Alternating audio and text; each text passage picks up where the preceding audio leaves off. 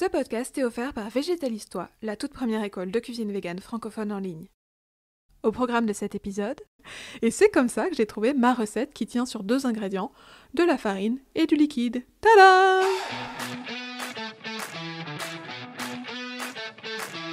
Tu rêves de te faire plaisir facilement tous les jours tout en végétalisant ton assiette? Tu es au bon endroit! Je m'appelle Mel Pigut, je suis prof de cuisine végane depuis plus de 10 ans. Après avoir fait aimer la cuisine végétale à plus de 3000 personnes à Paris, j'ai décidé de créer mes cours de cuisine en ligne pour que tu puisses toi aussi en profiter où que tu sois dans le monde. Et avec ce podcast, je t'emmène à la découverte du végétal pour te rendre carrément accro à la bonne cuisine végane, simple et ultra gourmande. Allez, c'est parti! Dis, tu savais que tu n'as pas besoin d'œufs pour faire de bonnes crêpes? Et est-ce que tu savais que tu n'as même pas besoin de remplacer les œufs pour faire de bonnes crêpes? Ah ah! Alors, oublie la longue liste d'ingrédients bizarres, soi-disant indispensables pour réussir tes crêpes véganes. Parce que la meilleure recette, c'est aussi la plus simple. La vie est quand même bien faite parfois. Allez, je t'aide à percer les secrets de la réussite de tes crêpes végétales. Mais je te demande une chose en échange, s'il te plaît. Fais passer le mot, il faut que ça se sache que faire de bonnes crêpes véganes, c'est trop facile. Alors, je sais pas toi, mais moi, j'adore les crêpes. Franchement, c'est mon goûter préféré depuis toujours. À tel point que je suis capable de faire de la pâte les yeux fermés depuis que je suis toute petite. Donc bon, forcément, quand je suis devenue végane, c'est une des premières recettes que j'ai essayé de végétaliser. Alors, au début, j'ai testé 1001 astuces pour remplacer les œufs, qui me semblaient tellement indispensables dans cette recette. Et c'était la galère, je ratais tout le temps mes crêpes, et j'étais grave déçue à chaque fois. Jusqu'à ce qu'un jour, je me demande si les œufs étaient aussi indispensables que je le pensais.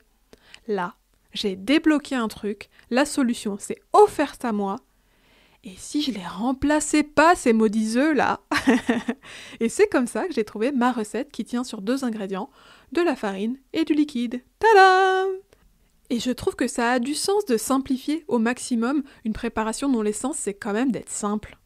Allez, je t'explique comment ça marche et reste bien jusqu'à la fin parce que je te donne ma recette exacte. Comment remplacer les œufs? En fait, quand tu veux végétaliser un dessert, surtout ne commence pas par essayer de remplacer les œufs n'importe comment. Ta démarche, ça doit être de comprendre quel rôle jouent les œufs dans ta recette, et une fois que tu as fait ça, tu peux alors essayer de trouver des alternatives pour jouer ce rôle. Les œufs, ils peuvent servir à lier, à apporter du moelleux, à épaissir, à aérer, à colorer, etc., etc. Et souvent, ils ont plusieurs rôles dans une même préparation. Et puis parfois, bon, disons-le, ils ont un petit rôle bien sûr, mais qui n'est pas indispensable. Et du coup, on ne les remplace pas forcément, on peut s'en passer. C'est le cas pour les crêpes. Les œufs servent à lier et à offrir du moelleux. Alors le moelleux, on va en reparler, mais pour le liant, il faut bien comprendre comment la pâte se tient pour ne pas faire de boulettes. Et en fait, pas de grand mystère ici. Dans ma version, on compte simplement sur la viscoélasticité du gluten contenu dans la farine de blé. C'est un bon liant, ça suffit, alors on en profite. Et oui, c'est tout! On se sert juste du pouvoir liant du blé. Comment remplacer le lait?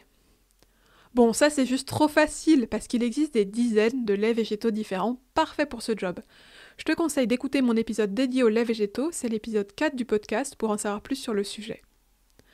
Mais bon, il te suffit donc de choisir le lait végétal que tu veux pour tes crêpes. Tu peux même t'amuser à faire des tests en changeant de lait végétal à chaque fois pour trouver ton préféré. Sache que le classique lait de soja peut convenir ou bien le lait de riz, mais je vais te dévoiler un de mes secrets. Pour moi, le meilleur pour les crêpes végétales, c'est le lait d'avoine maison. Tu peux en faire toi-même en mixant de l'eau et des flocons d'avoine, puis en passant le mélange. Et alors ce lait végétal légèrement visqueux te donne une texture vraiment parfaite et ajoute une saveur vraiment sympa. Parce qu'on l'a dit plus tôt, tu te rappelles que les œufs apportent du moelleux. Et en fait, en utilisant du lait d'avoine, tu ajoutes ce fameux moelleux. Tu vois, c'est tout simple quand tu décortiques un peu le rôle des ingrédients. Je fais un petit aparté pour te dire que si les desserts et les goûters véganes ça te botte, tu vas adorer mon cours en ligne 100% sucré. Avec ce cours, je débarque dans ta cuisine pour t'apprendre à faire des cookies parfaits, des crèmes desserts, des muffins, du praliné et une quinzaine d'autres recettes simples et inratables. Et tout ça, bien sûr, sans œufs, sans produits laitiers, mais toujours avec un max de gourmandise. Bah oui, c'est un peu ma devise, hein. Bref, tu vas enfin réussir tes desserts véganes à tous les coups. Et, surprise, tu peux tester ce cours pour seulement 12 €. Ça te permet de vérifier si le format des cours en ligne te plaît. Et entre toi et moi, je suis sûre que tu vas en redemander. Allez, si ça te dit qu'on cuisine ensemble, tu trouveras le lien dans la description de l'épisode. Voyons maintenant comment personnaliser ta pâte à crêpes végane. Bon, tu l'as bien compris, cette recette, elle est d'une simplicité confondante. C'est pour ça que je l'aime. Et évidemment, elle est super bonne. Mais, si tu veux varier les plaisirs, tu peux faire des petits ajouts. Rappelle-toi que c'est pas obligatoire, ce sont juste des possibilités gourmandes en plus. Allez, je te donne quelques pistes pour te régaler. D'abord, je te conseille d'utiliser de la farine de blé demi-complète. Elle a plus de goût que la farine blanche et donne un bien meilleur résultat à la dégustation. Si tu n'as que de la farine blanche, c'est ok. Mais à l'occasion, teste avec la farine demi-complète, tu m'en diras des nouvelles. Ensuite, tu peux compléter ta pâte avec 2 cuillères à soupe d'huile neutre ou de yaourt de soja pour jouer sur la texture. Avec ces ingrédients, tu ajoutes un max de moelleux. Et ça, on aime, hein. Après, pour plus de saveur, ajoute simplement du sucre et des arômes. Pense aux zestes d'agrumes, au rhum, à la vanille, à la cannelle, bref, fais-toi plaisir. Enfin, pour plus de légèreté, remplace une partie de ton lait végétal par de la bière. Et si tu préfères les crêpes épaisses, tu peux glisser un peu de bicarbonate ou de levure chimique dans ta pâte, ça va faire légèrement gonfler à la cuisson, c'est canon!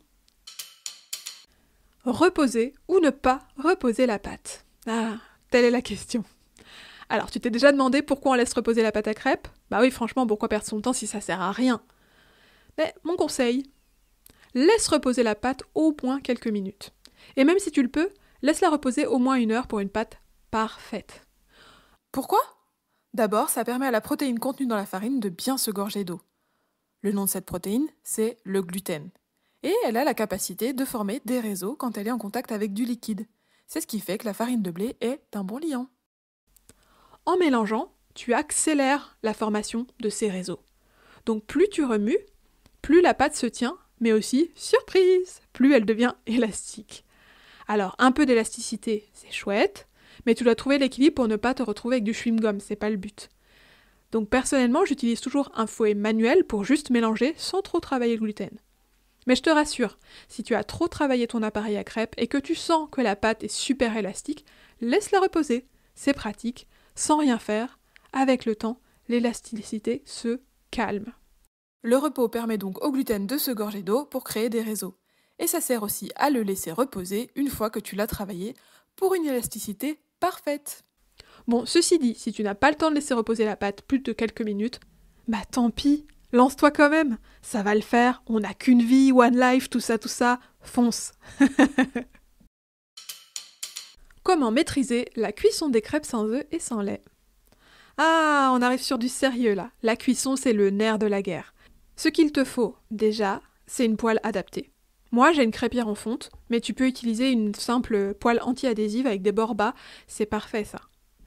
Ensuite, l'important, c'est de bien réchauffer ta poêle avant de commencer.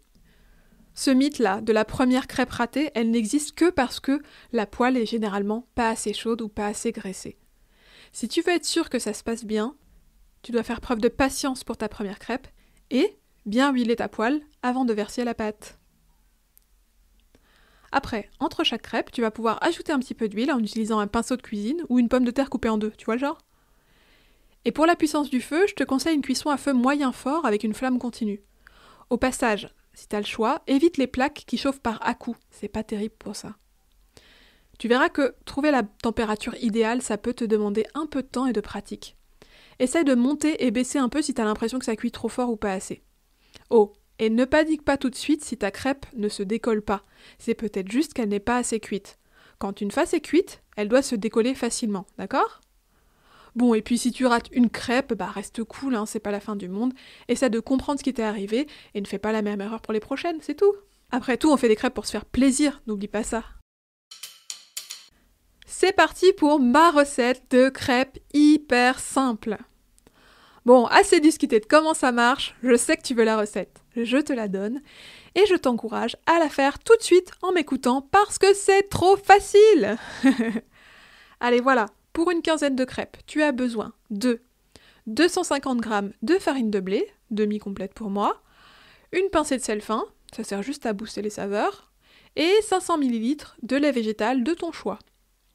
Et puis, tu te prépares un petit peu d'huile végétale pour la cuisson. Au niveau pratique, tu mélanges tous les ingrédients avec un fouet, tu laisses un peu reposer et tu cuis. C'est tout. Au passage, sache que la pâte épaissit en reposant et que chaque farine réagit différemment, donc il se peut que tu doives ajuster légèrement la quantité de liquide. Les premières fois, t'hésiteras peut-être, mais avec l'habitude, tu sauras reconnaître la texture parfaite. Fais-toi confiance là-dessus. Bon, je sais pas toi, mais moi, ça m'a terriblement donné envie de crêpes cette histoire. Du coup, qu'est-ce que t'en dis? On craque? On se fait des crêpes? Je suis sûre que t'as tous les ingrédients sous la main, c'est l'avantage de cette recette super simple. Et tu peux revoir la liste d'ingrédients dans la retranscription de l'épisode dont le lien est en description. Alors ce que j'aimerais, c'est que tu te lances direct. Hop, c'est parti pour une crêpe partie. Et après, tu reviens me dire ce que tu en as pensé en me laissant un avis sur Apple Podcast ou sur ton appli de podcast préféré. J'ai hâte de te lire. Ça marche? Allez, bonne crêpe alors, régale-toi.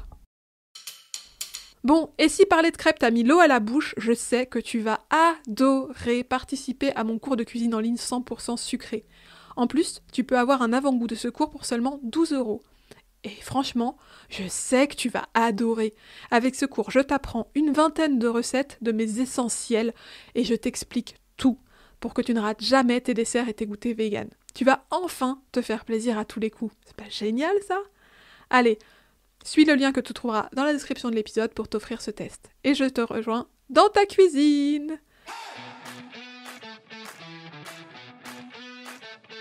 Hey, t'es encore là? Merci d'avoir écouté jusqu'au bout. Tu veux te donner un coup de pouce au podcast? Laisse-moi un avis 5 étoiles sur Apple Podcast ou sur l'appli de podcast que tu utilises pour me soutenir et propager l'amour de la bonne cuisine végétale. Pour rappel, ce podcast est offert par Végétalistoire, la première école de cuisine végétale francophone en ligne. On se retrouve avec plaisir au prochain épisode.